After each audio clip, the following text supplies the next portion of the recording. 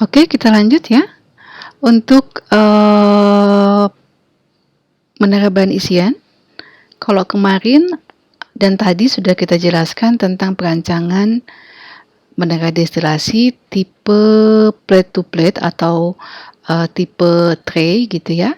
Nah, selain tipe plate to plate, menara destilasi juga bisa digunakan menara bahan isian, meskipun mungkin kalau menara bahan isian lebih banyak ke absorber nantinya ya. Oke. Kemudian di sini tadi alternatifnya bisa pakai plate atau pakai packing. Nah, bagaimana pemilihannya gitu ya? Pemilihannya kita mau pakai plate ataukah kita mesti pakai packing? Nah, di sini dijelaskan yang pertama adalah plate column. Jadi kalau pakai plate to plate, plate column itu didesain untuk kecepatan aliran gas dan cairan yang lebih luas daripada menara bahan isian. Jadi kalau biasanya untuk menara destilasi itu lebih umum dipakai adalah tipe yang plate to plate. Kemudian menara bahan isian tidak cocok untuk kecepatan aliran cairan yang rendah. Jadi kalau aliran cairannya rendah nggak boleh pakai bahan isian. Efisiensi plate column dapat diprediksi secara pasti daripada menara bahan isian ya. Nah, untuk cairan yang korosif, biasanya kalau kita menggunakan menara bahan isian itu ongkosnya menjadi lebih murah daripada kalau kita menggunakan menara plate to plate. Kenapa? Karena kalau korosif biasanya kalau kita membersihkan langsung isiannya kita keluarin aja, kita bersihkan, kemudian kita masukin lagi. Tapi kalau plate to plate mau tak mau kita harus membersihkan plate-plate di dalamnya ya. Kemudian menara bahan isian lebih cocok untuk menangani sistem yang berbusa. Jadi kalau bahannya atau komponen yang masuk ke dalam menara destilasi itu memiliki sifat berbusa, biasanya lebih baik kalau kita menggunakan menara bahan isian.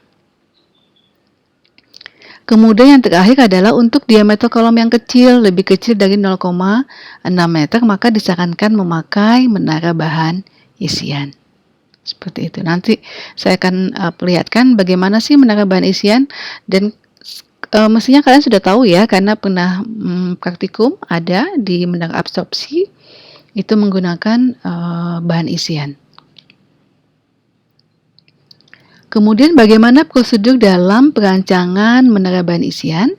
Yang pertama adalah pilih tipenya dulu dan ukuran packingnya. Jadi kalau menara destilasi yang tipe plate to plate, begitu selesai merancang diameter kolom, tinggi kolom, dan juga ketebalan kolom, kalian langsung merancang plate-nya. Nah, kalau pada menara bahan isian, setelah selesai merancang diameter, tinggi, dan ketebalan kolomnya, maka kalian harus merancang tipe bahan isiannya dan juga ukuran packingnya atau isiannya.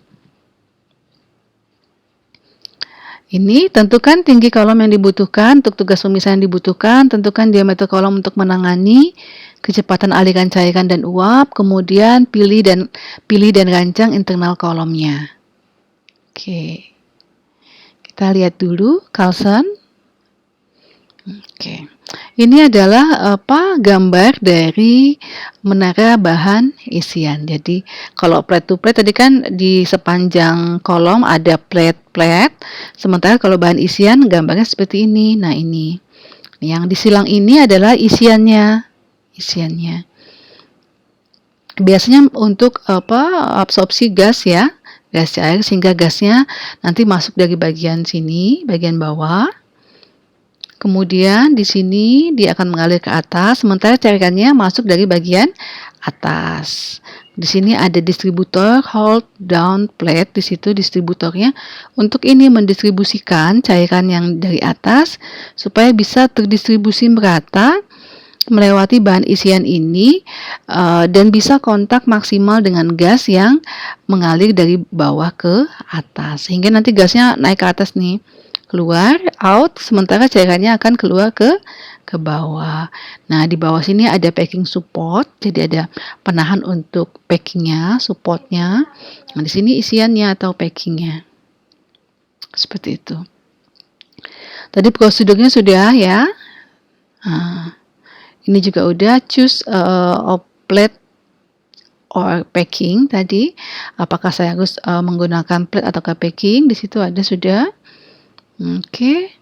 Kemudian packet column design prosedur juga tadi sudah. Select the type and size of packing. Kemudian determine the column head required for the specified separation. Tadi juga udah. Kemudian the step are ini nanti. Kemudian tipe-tipe packingnya. Tadi kan select the type and size of packing. Di situ tipe packingnya macam-macam tuh. Many diverse types and shape of packing have been developed. Ini ya, jadi macam-macam di sini.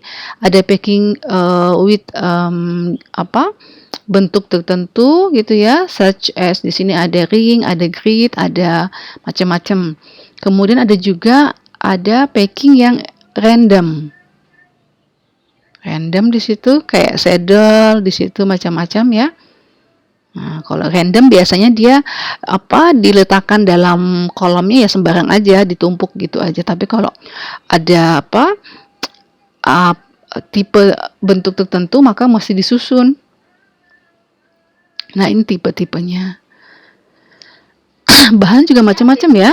Ada dari keramik, ada dari metal, ada dari metal, keramik, apalagi tuh. Nah, bentuknya macam-macam, ini saddle, ada poly ring dan lain sebagainya. Oke. Nah, resin ring itu yang A resin ring. Mana yang A? Ini ya, resin ring dari bahan keramik dan metal. Kemudian ada poly ring yang B juga sama, ada keramik dari metal.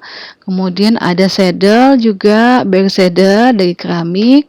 Kemudian yang D, interlock saddle keramik juga. Yang E itu metal. Yang F itu apa tuh? Keramik juga. Enggak ya, di RT aku manggil. Seperti itu. Jadi macam-macam bahan tipenya, kemudian bahannya juga. Di situ size-nya juga ini di table 11.2 itu design data for various packing. Situ macam-macam ya. Dia size-nya dalam inci, konveksi ke milimeter, kemudian densitasnya nih bulk density, kemudian surface area-nya, luas permukaannya, kemudian packing factor-nya juga ada di situ. Itu semua digunakan dalam perhitungan nanti ya.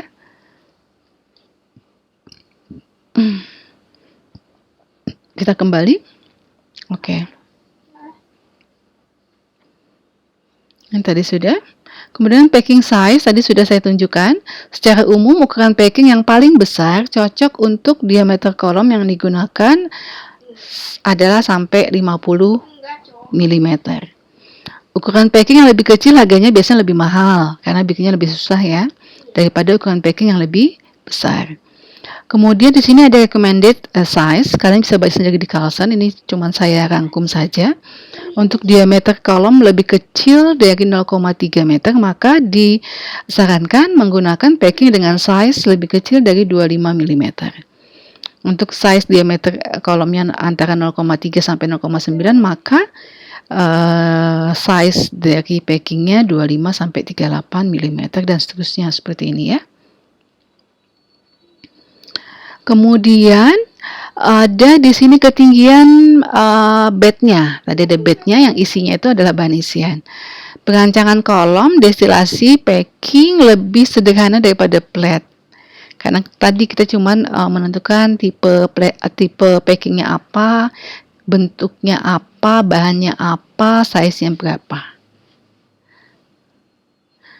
Menggunakan konsep tinggi ekivalen stage keseimbangan untuk mengkonversi jumlah state ideal yang dibutuhkan ke tinggi packing. Jadi tinggi ekivalen keseimbangan yang biasa disebut dengan HETP di situ ada Head of Theoretical Plate di situ, tinggi packing yang memberikan pemisahan yang sama sebagaimana yang dihasilkan pada state keseimbangan. Nanti mungkin di operasi bertingkat ya, apa? Iya, operasi bertingkat Bu Neni ya itu ya. Nanti juga akan dibahas atau diberikan tentang perhitungan HETP untuk menara absorber. Oke. Dalam destilasi, HETP untuk tipe dan ukuran packing pada dasarnya adalah konstan dan tidak tergantung pada sifat-sifat fisis. HETP juga menyediakan distribusi cairan yang dijaga dan pressure drop paling kecil di atas 17 mm H2O per meter. Misalnya ini untuk jenis packing fall ring, pal ring di situ, size-nya 25 mm, maka HETP-nya itu antara 0,4 sampai dengan 0,5 meter.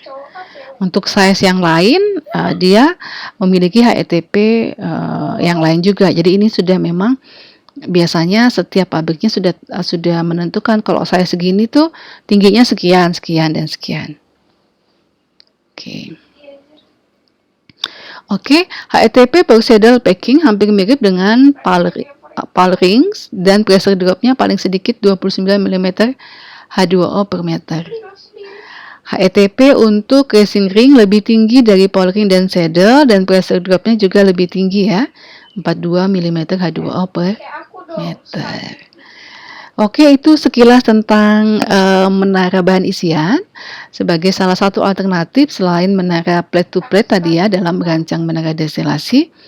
Nanti kita akan lanjut pada contoh perancangan menara destilasi dari tugas akhir mahasiswa ya.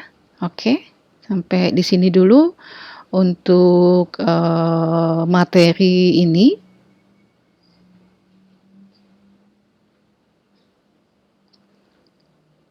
Kita lanjutkan contoh perancangan menara destilasi dari tugas akhir.